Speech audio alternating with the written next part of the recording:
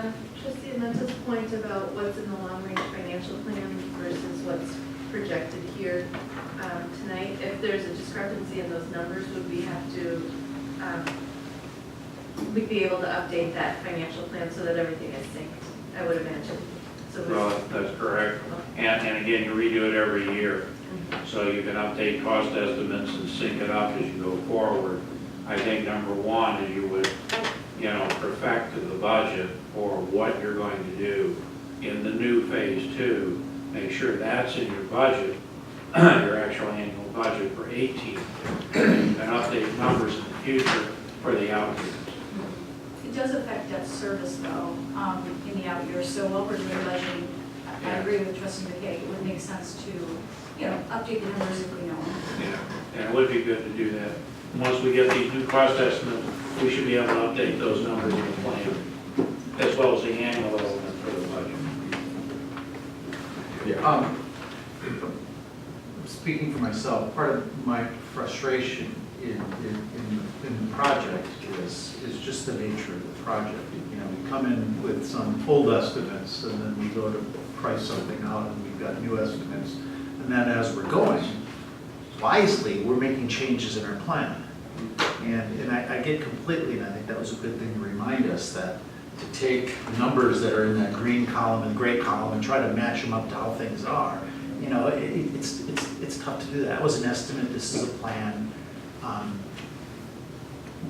One of the things that we did is you come to us and said, oh, we're doing this and we're changing this, and we've all been comfortable with your professional guidance and leadership on the program.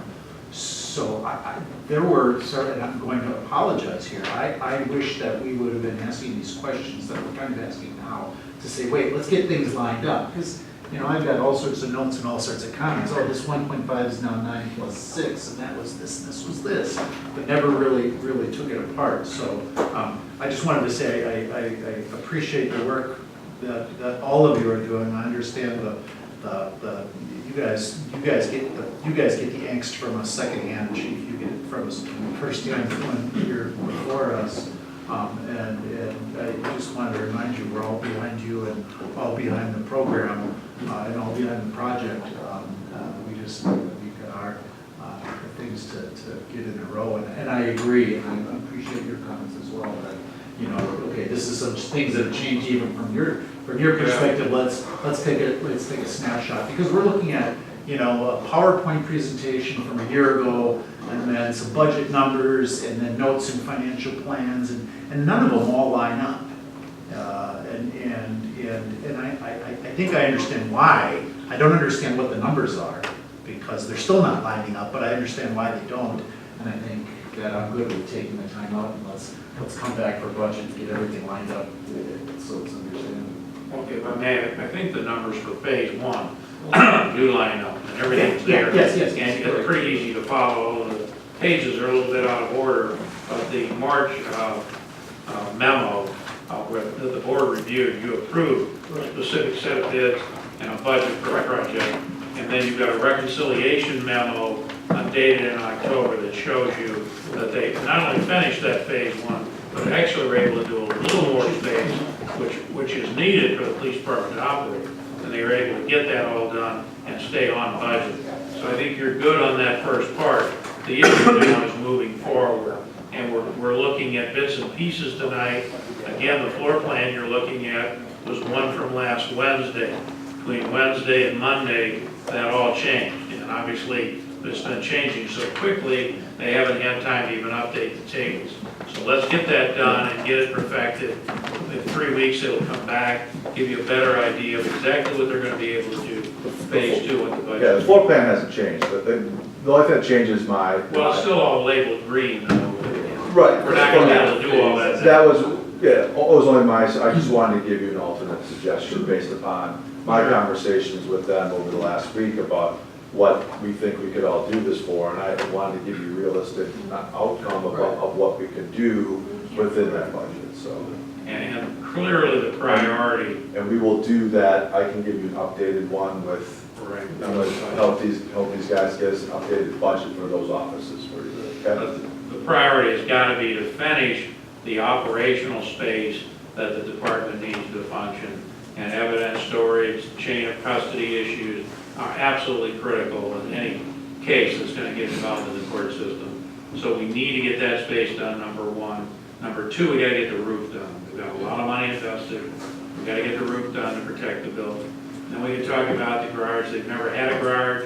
It's a bear in the wintertime, especially operating. You got to go things and do places, and you're out there scraping ice. And I don't think the police cars have remote starts in them yet. I don't think we've got to the point where we're at that level of accessories. It's just hard to operate. At some point, you want to have a garage to be able to have your rolling stock, your squads inside, where it's warm and they're ready to roll. It extends the life of them. We haven't, Yeah, I mean, it that's- affects the lifespan, but you've never had it before, so if we don't have that amenity for a few years, it's not critical. The operating space and the roof are critical. Yeah, and just on the roof, when we had it inspected, when we did the appraisal, it was in a condition where we felt that it was sufficient, that we knew that there was some, I didn't inspect it, we had the appraiser inspected or whatever. But over the course of, that was in 15, it's been 2 more years. And we had some patching done on it to stop some of the leakage. And we got most of it stopped. But we had, like, for instance, all that rain last couple of days, there was a spot in the back warehouse that just was slipping through. So, and we concentrated obviously on the finished part, right? And so it's just some of those things where I think we feel that the investment, let's shore that up, let's tighten that up, and then we can figure out to go from there, secure what we have. And instead, otherwise we could just be chasing holes. Can I ask about the asphalt? Yes. You had come to us, About the buttons, the parking lot 6 months ago about, and you wanted to redo the parking lot. What is next on that? It is, we patched it. I think whenever we decide to do the indoor storage, that would be an area where we would want to potentially, if my understanding is, pull out the water drainage out of there. And then at that time, it's going to be, would have to be probably tore up and redone. So we patched the bottom portion because it was all bad, and then just sealed the top to give it some life. Yeah, you got rid of the sinkholes. Yeah, they were pretty bad, yeah. So, and remember, that was just patch, so that's just, it'll last till we get to, Maybe if you have a mild winter, it's all broken and cracked and alligator everywhere. If you have a bad winter, then things don't fly to pieces, so. I already told you, we got to be nice on the plowing. I want to just thank the chief for bringing this thing in for phase 1 right on budget. And you've got a lot of other tasks that you need to focus on, and we've asked a lot of you and your team. And I do want to thank these guys for, being here tonight and going through the project as well, so. The construction managers did a good job working with the chief to keep it on budget and to be able to wisely use any money that became available to get as much of it built as they could with the budget that was approved. So I think accolades there, a little more work on phase 2, and we'll be ready to consider. Thank you. Thank you. Thank you. Want to do? Yeah, can we go? Okay, we'll make a little schedule agenda switch here, and we'll move item 76 up. So that would be considering the 2018 health insurance plan changes, and this is yours, trustee Meyer.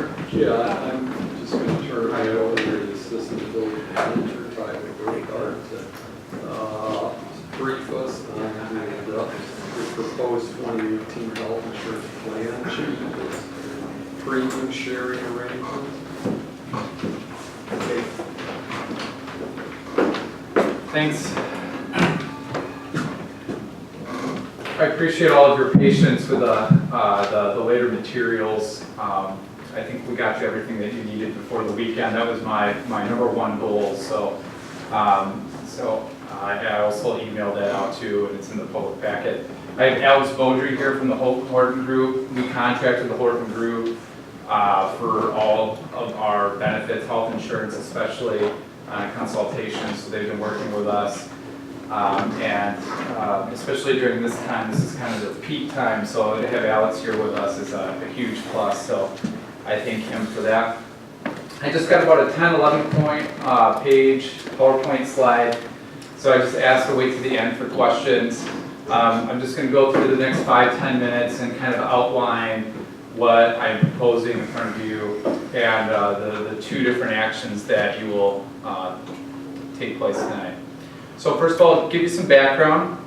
Our current health insurance carrier is United Healthcare. We've been with United Healthcare for a number of years. We have a great relationship with United Healthcare. For a long time, we've only had one current plan. Moving forward, I'm going to refer to this as the standard plan. So if I say the standard plan, this is what this is. We have a single payment. These are our monthly premiums of $821, family premiums of $2,364, with a deductible of $1,000 for a single and $3,000 for family. For at least the last 2 years, this is at least when I've been here working with the work group, we've been able to negotiate a 0% increase, and that's all based on our claim history with our health insurance. The union contributes 12%. They are not eligible, not part of our wellness program. That's never been put into the wellness contract. Non-union contributes either 10 or 15%, pending wellness completion. How much? 10% or 15%. So if they do not complete wellness, they pay 15%. It was 10% if they do complete. Here's the timeline of the renewal. So back in August, we instructed the Horton Group to engage in renewal discussions with United Healthcare. Just as FYI, even prior to that, we have a benefits committee that has representatives on all different village departments that is reviewing our insurance and benefits on a monthly basis. So the high deductible that's in front of you today, we have spent probably well over a year talking about. So I know Diane would probably echo as far as the number of years that has been talked about this high deductible plan. So I'm happy that we can finally bring this forward tonight. In September, United Healthcare offered 12% increase. It's typical that, first time sitting down with a carrier that, they may give you a higher percentage.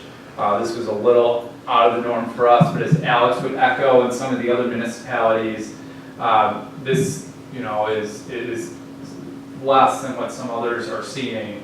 So I can't say I was too surprised by that initially, but obviously we're not going to do a 12% increase. So this is where we went out to market, looked at some bids. WIA and WPS, which are 2 very large carriers, very similar networks to what we have with United Healthcare. They offered very competitive bids, and talking with United Healthcare, they adjusted their offer to 10% from 12%. So at this time, we wanted to sit down with the benefits committee on a short time frame. We were able to get a meeting together to review WIA and WPS with a full understanding that at this point, it's looking very likely that we are going to need to change carriers. So this is one of the reasons why we're in front of you tonight. We feel this is a pretty significant policy change that we need the board to weigh in on and give approval before administratively handling that. Just some quick notes, the difference kind of between the WIA, WPS, and UHC proposal. As I mentioned, WIA and WPS is similar network for their doctors compared to UHC, so that should not be a critical difference for employees. Both WIA and WPS actually offered a reduced family deductible from $3,000 to $2,000. Our plan with United Healthcare had always had a $3,000 family deductible. Both WIA and WPS actually came in with bids at a $2,000. So there's actually a benefit to the plan for employees, especially if you are on the family plan. Slight adjustments in co-payments and prescription drugs, but nothing major. Does We, adjustment mean up or down?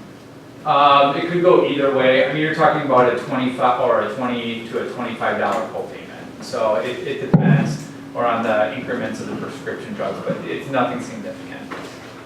We have proposed a 0.81% reduction.